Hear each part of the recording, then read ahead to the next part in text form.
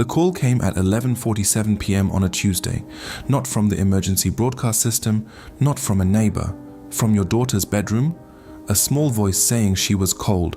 The power had been out for 54 hours. Your phone was at 11%. The grocery store 3 blocks away had locked its doors on day 1, not because it ran out of food, but because the manager couldn't process payments and didn't want a riot. Your bug-out bag was packed, sitting right there by the back door, exactly where you put it 6 months ago when you watched that video and felt prepared. You walked over to it, you stared at it, and you forgot what you were supposed to do next. Not what was in it, what you were supposed to do. That gap between owning the gear and knowing how to move is what this video is about. Because here's what no one in the survival space will say out loud. The 72-hour rule was never a guarantee. It was a wartime administrative assumption from World War I that the American government recycled into a public preparedness talking point and never updated. And right now, as of the 2025 hurricane season, FEMA entered that season with only 12% of its incident management workforce available for deployment, and that number dropped to 4% by the end of hurricane season. 4%. I'm not going to tell you to buy more stuff. I'm going to show you the one category of preparation that almost no one covers. The category that actually decides who holds together on day 3 and who shatters. The 72-hour rule has a founding myth, and it's worth knowing where it actually came from, because it changes everything. It was born during World War I. Federal resources were consumed by the war effort. The government needed civilians to self-sustain for a short window, so 72 hours became the directive. Not because emergency responders could reliably reach you at that time, because that was the gap that was administratively convenient. That framing, survive until help arrives, got baked into American preparedness culture for over a century, passed from the Red Cross to FEMA to every survival blog on the internet, repeated so many times it stopped being a starting point and became a ceiling. Here's the reality in 2025. FEMA's total active workforce dropped nearly 10% since January of that year, falling from roughly 26,000 to approximately 23,250 employees. 24 senior executives, the institutional memory of the agency, walked out the door in months. The agency entered the peak of hurricane season with 12% of its incident management staff available. A GAO report confirmed that FEMA and other federal disaster agencies are critically understaffed and unprepared for future disasters. Let that sit for a moment. The agency that the 72-hour promise was built around, the one you're counting on to show up by day 4, is operating at a fraction of its required capacity. The floor you've been standing on is not concrete. It never was. It was always an estimate, an optimistic one. And right now it's thinner than it has been in a generation. This is not a political statement, it is a math problem. And the math says, if you are prepared for 72 hours, you are not prepared for what's actually coming. There is a multi-$100 billion industry that has a direct financial interest in you believing that preparedness is a purchasing decision. The global emergency preparedness and survival industry has been valued at over $400 billion and growing. That market is built on a simple neurological exploit. Every item you check off a preparedness list produces a small dopamine signal in your brain. Task completed, threat addressed, the brain logs it as done. And here's the uncomfortable part. That neurochemical signal is functionally identical whether you've actually solved the problem or just bought something that represents the solution. You know what this looks like. The water storage containers you bought but never filled. The first aid kit that still has the original plastic wrap on it. The generator you assembled once in the driveway but never ran under load with your actual appliances connected. Each of those things felt like preparation at the point of purchase. The credit card transaction triggered the reward. The work required to actually train with the gear, to build the skill, never came with the same neurochemical payoff. So it didn't happen. This is not a character flaw. It is a design feature of the consumer preparedness industry, one that profits enormously from selling you the feeling of readiness without the substance of it. The bug-out bag is not the problem, the bag is fine. The problem is the brain that will be operating it on day 3, sleep-deprived and cortisol crashed, in conditions it has never actually rehearsed. The bag full of freeze-dried meals and water purification tablets does nothing for the person standing frozen in the hallway because they never practiced deciding. If this is already making you rethink your prep, hit the like button. It helps more families find this video. There is a cognitive bias so common, so well documented, and so invisible from the inside that researchers have called it one of the most dangerous biases we have. It has a clinical name, normalcy bias. Here is what it does. When your brain receives information suggesting that a serious threat is approaching, it runs that information through a filter built from every prior experience you've had. And since most days of your life have not included a disaster, the brain defaults to the statistically dominant pattern. Nothing catastrophic happened before, therefore this is probably not as bad as it sounds. It is not denial. It is not stupidity. It is your own nervous system running the most efficient calculation it knows. About 80% of people reportedly display normalcy bias in documented disaster scenarios. This is not a minority condition. This is the default human cognitive state under threat. When the World Trade Center towers were struck on September 11, 2001, at least 70% of survivors stopped to have a conversation with someone before evacuating a burning building. Not because they didn't understand the danger, because their brains were running the normalcy filter at full power, generating explanations for why they didn't need to move yet. When Hurricane Katrina approached New Orleans, thousands of people who had transportation, time, and a clear evacuation order stayed anyway. Now ask yourself this, honestly. When was the last time you had a serious, uncomfortable conversation with your family about what you would actually do if the power went out for 5 days? Not in abstract terms. Specifically, who calls who, where you meet if you can't reach each other, what the first decision threshold is. If the answer is never, or we've talked about it kind of, normalcy bias is already running in your household. You're in the 80%. Here is something no preparedness checklist will tell you because it's not something you can buy your way out of. Days 1 and 2 of a real emergency run on adrenaline. Your body's emergency override system floods your bloodstream, epinephrine, norepinephrine, and sharpens your focus to a razor edge. You feel capable, you feel decisive. People consistently report feeling useful in the first 48 hours of a crisis. That is not competence, that is chemistry. By day 3, the chemistry changes. Cortisol, the stress hormone your body has been pumping continuously, begins to dysregulate. Sleep deprivation compounds the problem at an accelerating rate. Research on decision-making under stress consistently shows that after 24 hours without adequate sleep, executive function, the prefrontal cortex processes responsible for complex planning, risk assessment, and emotional regulation, begins to degrade measurably. By 36 to 48 hours of disrupted sleep, the degradation is not subtle. You feel like you're thinking clearly. You are not. This is not theoretical. During Hurricane Katrina, approximately 49% of survivors housed inside the Louisiana Superdome experienced acute stress reactions in a location where food and water were being actively delivered by emergency services. The supplies were present, the psychological infrastructure was not. The bodies were fed, the brains were failing. This is why day 3 is the real test, not day 1 when adrenaline is carrying you. Day 3 is when the chemistry wears off, and what remains is either a nervous system that has been built to handle sustained pressure or one that hasn't. You cannot buy your way to a functional nervous system on day 3. You can only build one before the crisis arrives. You have been thinking about the wrong variable. Most household preparedness planning centers on resources, food, water, fuel, medical supplies. That framing makes intuitive sense. Scarcity is the obvious threat. Fill the gaps before the emergency arrives and you reduce the danger. It's logical, and it's incomplete in a way that has measurable consequences. Here's the counterintuitive data point. Research on households during the 2021 Texas winter storm found something that should fundamentally reframe how you think about family preparedness. The mental health crisis triggered by that event was severe and prolonged, with elevated crisis indicators, including thoughts of suicide, persisting in high-impact regions for up to 11 months after the initial event. Not days, not weeks. 11 months.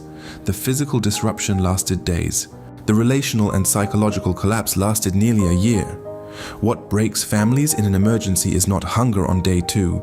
It's the communication breakdown that starts on day 1. It's the absence of pre-assigned roles. Who is the decision maker? Who handles the children? Who manages external communication? What is the threshold for a specific action?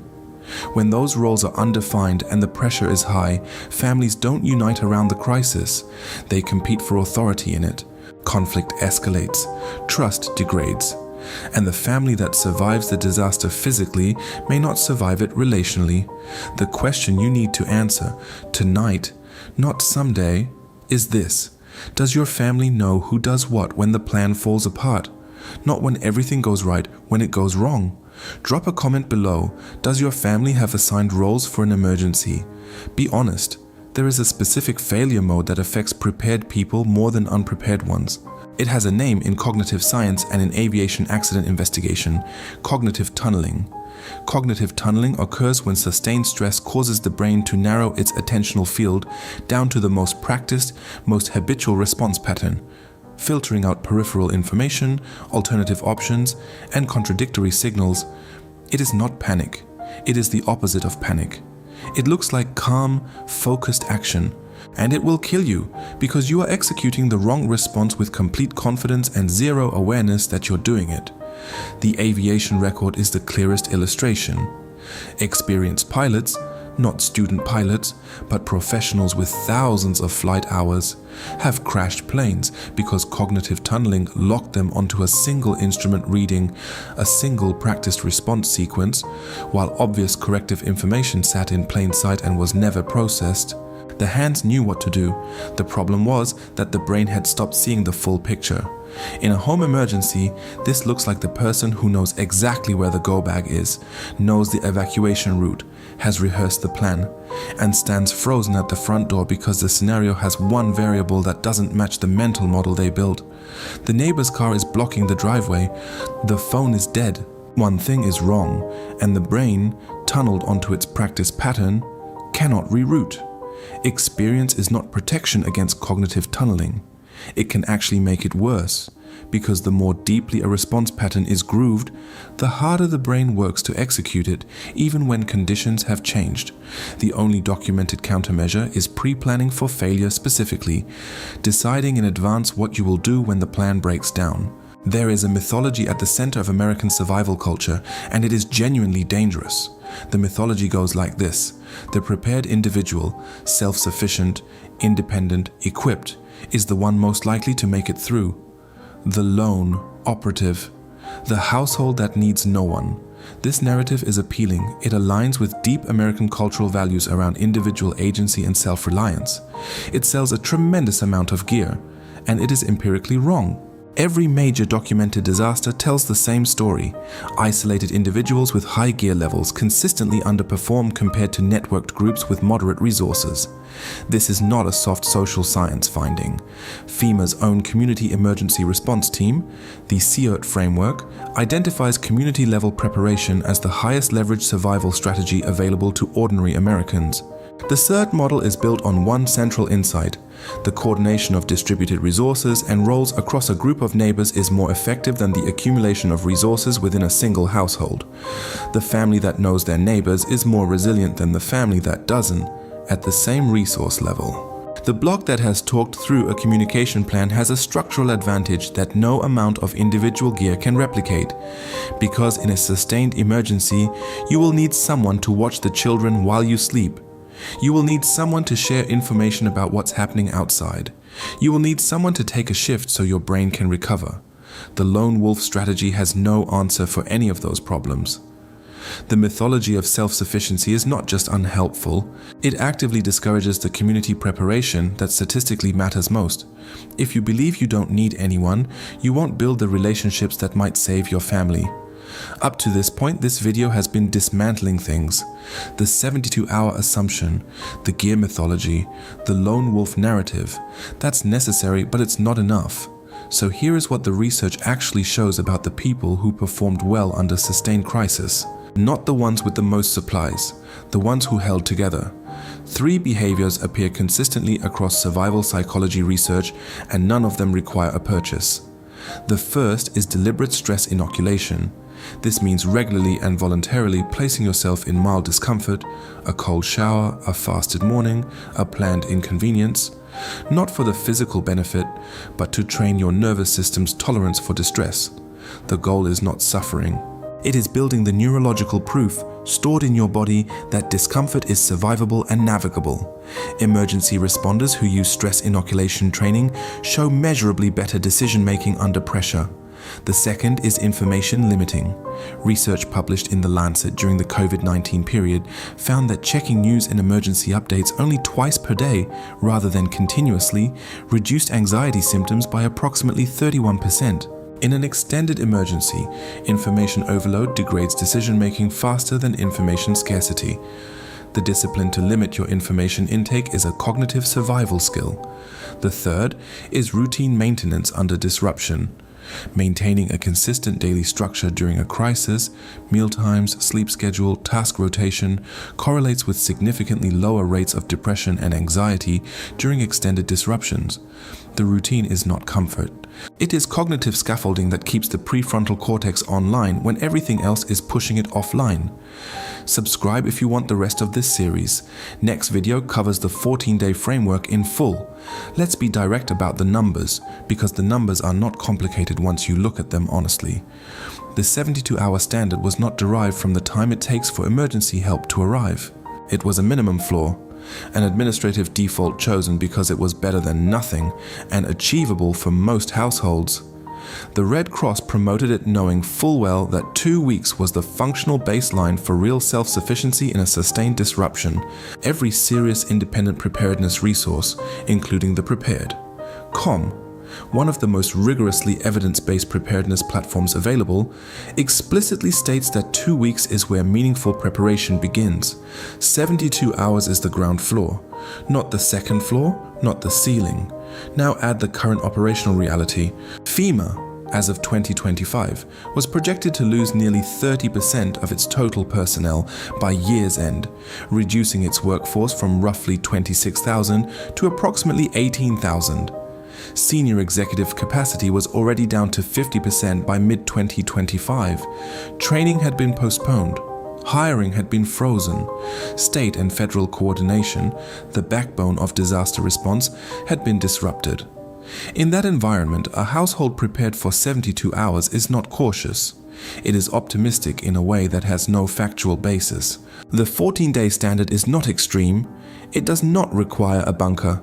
It does not require a second mortgage. It requires a deliberate decision made tonight to treat the 72-hour standard for what it always was. A starting point that was never meant to be a destination. 2 weeks of food and water for your household, 2 weeks of medication continuity, 2 weeks of a plan your family has actually talked through and rehearsed. That is the real floor.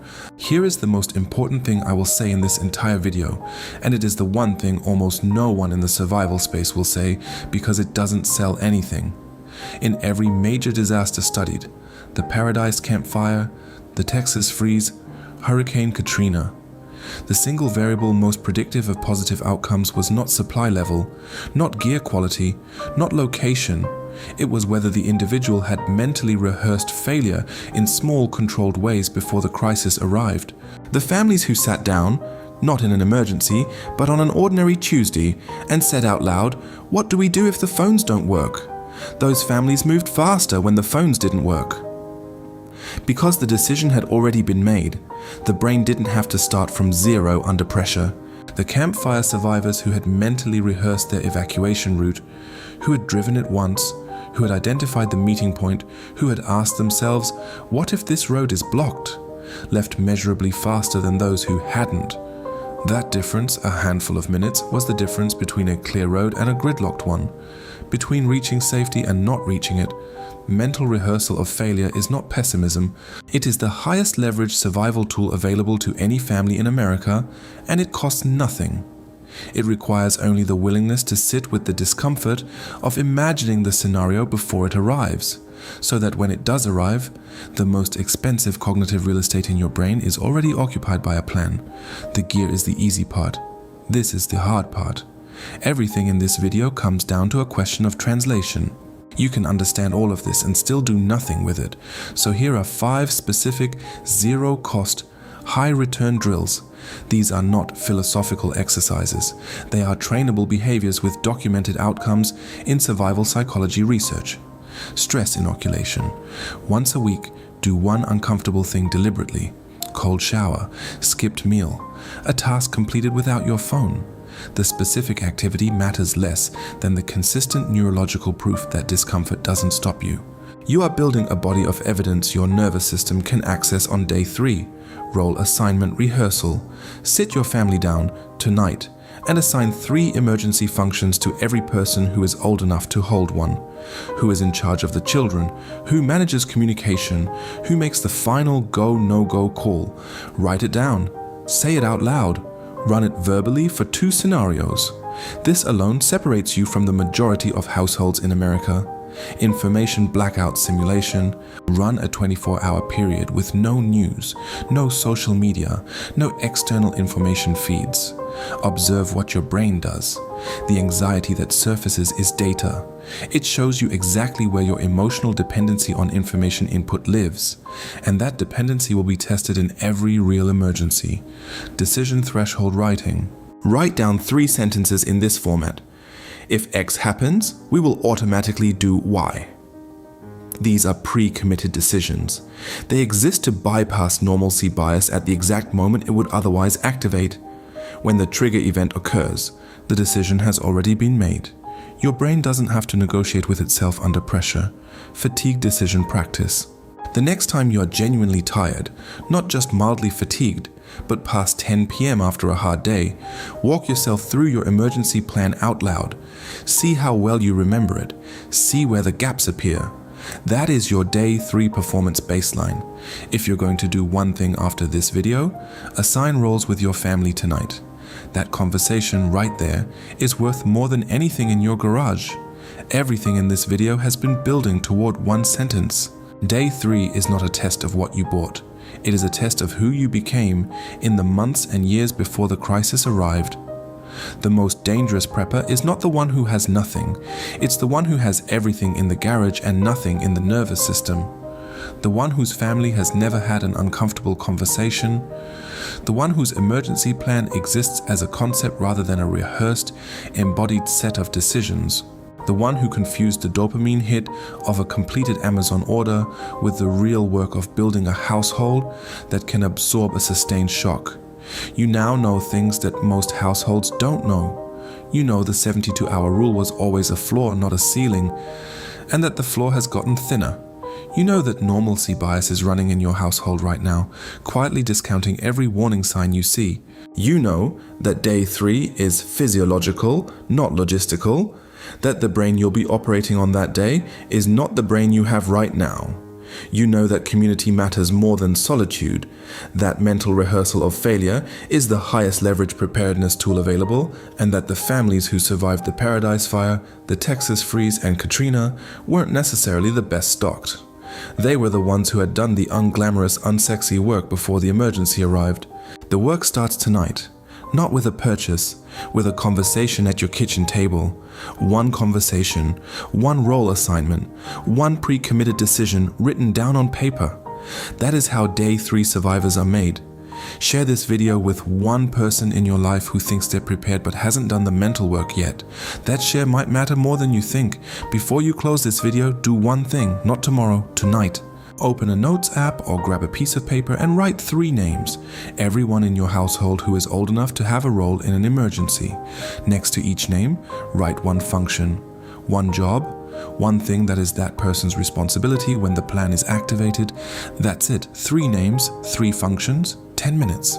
That single document, rough, imperfect, unfinished, represents more real preparedness than a garage full of gear owned by a family that has never had the conversation. If this video changed how you think about day 3, leave a comment with the one thing you're doing tonight, not the one you're planning to do someday. Tonight. Those comments matter. They show other families that the work is being done, and that's what keeps this community real. Hit subscribe if you want to be here for the 14-day framework video, the full breakdown of what a genuine 2-week preparedness plan looks like for a normal American household with real costs and zero mythology.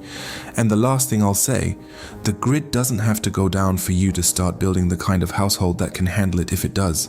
The only disaster that's already certain is the one you haven't prepared for yet.